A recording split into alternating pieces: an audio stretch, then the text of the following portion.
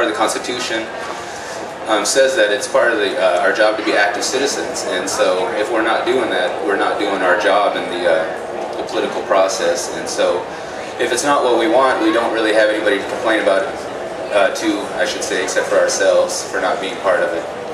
And so essentially things like this are a great way to come and learn how to become part of it, but there's a lot more things you can do. Like I said, just talking to city council, county commissioners, whoever is in charge of your local governments, and just starting to communicate with them and telling them what we want.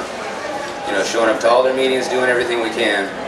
You know, our event is a great thing. We're definitely raising eyebrows down there in the state capitol. We're also working with the county commissioners to try and to recognize our medical marijuana ID cards, and the county commissioners have already told us that we can go ahead and start issuing our cards, but they're not going to officially endorse them. What they want to do is have us work with the prosecution and the sheriff's department, of course.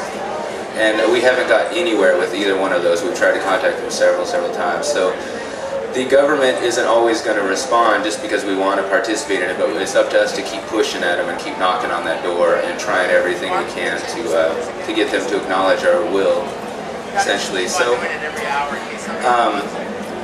yeah, it's just really important that people participate. I guess I can't stress that enough. People participate in government, we're going to see a government that's more that we like, essentially. Thank you, Jeremy. Let's hear it for Jeremy Miller. We recently put ads in the Olympia buses saying equal rights for everybody on front of a cannabis leaf for their Olympia Hempfest, and they won the complaints didn't win the day. They got to keep their sign still on, so it's a free speech victory. Thank you. Yeah, that was great, for sure. Next we have Mr. Sean Willy. Thank you, Sunil. We have a wonderful panel here, and they've all brought up some really good points. This medicine costs way too much money. Even when people are trying to give it away for free, they're usually cutting their own wrists and going seriously into debt. What I've tried to do is my level-headed best on trying to get the patients to grow their own. Not all the patients are obviously capable of growing their own for all sorts of various reasons: health issues, housing issues, social issues. But nonetheless, that is by far and away still the best way to go about making sure you have the quality medicine on demand. It does take a while and it does take some training. Fortunately, that's available.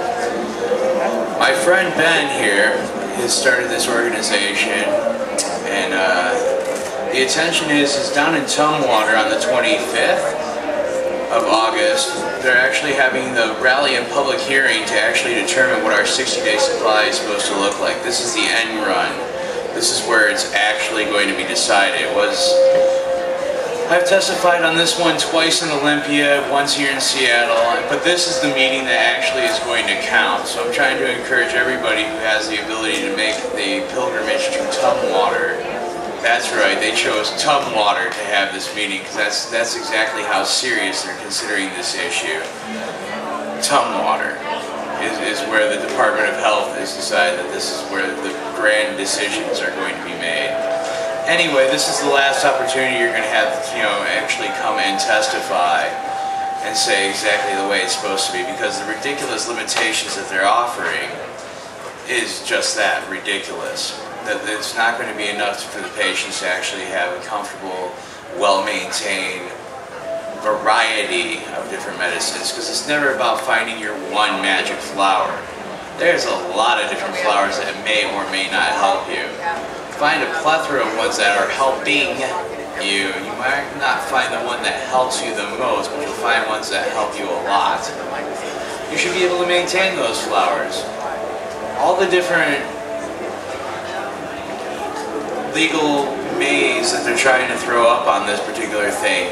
How many flowers can a sick man have in their garden? Well, you're not even supposed to have your garden outside as far as the law is concerned. You're supposed to be grown in a box in a secluded, secure place. Don't ever talk about it. Don't show it to anybody, That's what the sick really need, is more isolation. More the concept that you're somehow getting away with something.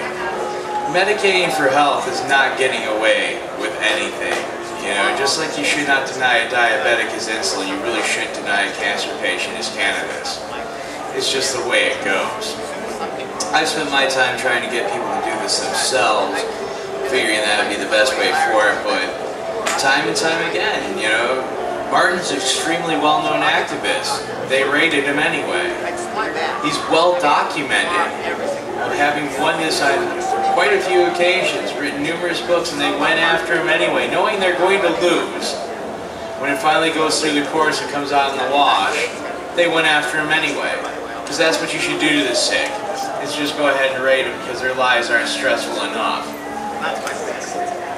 The Department of Health was supposed to be a good idea, but I had my doubts right from the get-go because it's not like any governmental agency has actually been on my side in this particular issue at all. The courts have, you know, stood in the way, the legislators stood in the way, the law enforcement is all about standing in the way, and it just doesn't end. Thanks, Sean. I'm going to have to let you off here. Hello, everybody. I'm Dale. Can I get y'all to do something for me? I would like for you to scream $71.99. $71.99. This is what we're asking the Department of Health. 71 ounces and 99 plants. Because we need to be able to take care of ourselves.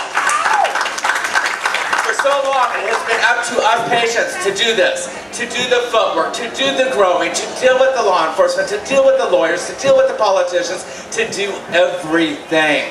And we have done it well.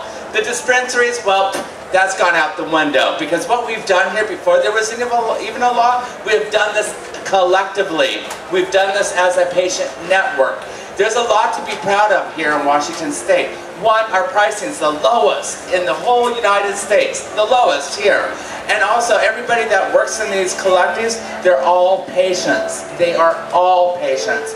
Nobody's driving around in Mercedes-Benz, living in multi-million-dollar houses, you know, advertising in newspapers, have big giant neon signs. We keep it on low-key.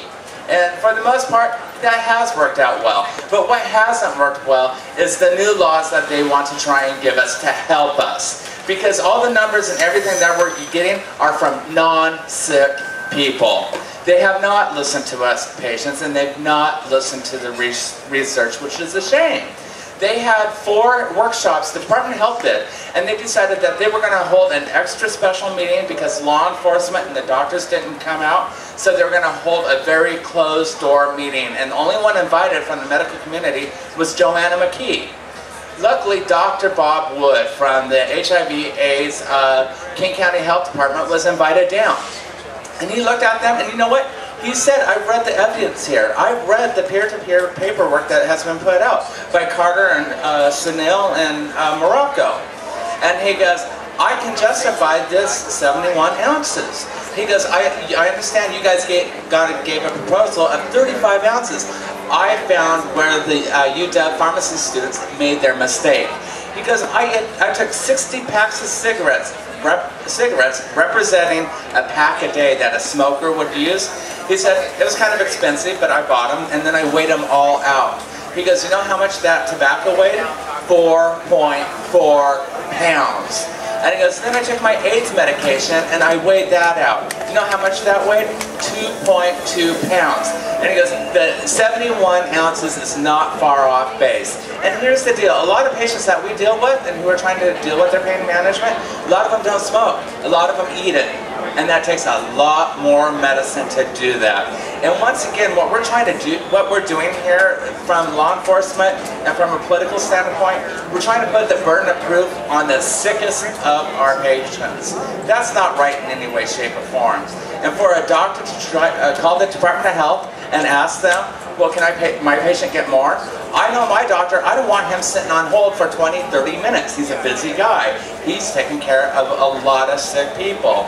And I'm very proud to be sitting up on this panel with Valerie Corral. She's one of my heroes. You too, Mike. You guys rock. And the thing is, the death and dying part. Everybody wants to talk about the money part. You're making money, you're making money, you're making money. But let me tell you, these patients, they end up dying. And this is not the topic that we really tread on when we're talking about the political ramifications of all this. And what this is a step up in quality of life. Nobody's getting rich here. We're just getting by, and we're doing it by peer-to-peer, patient-to-patient. So thank you. Thank you, Dale. Let's hear it for our panelists.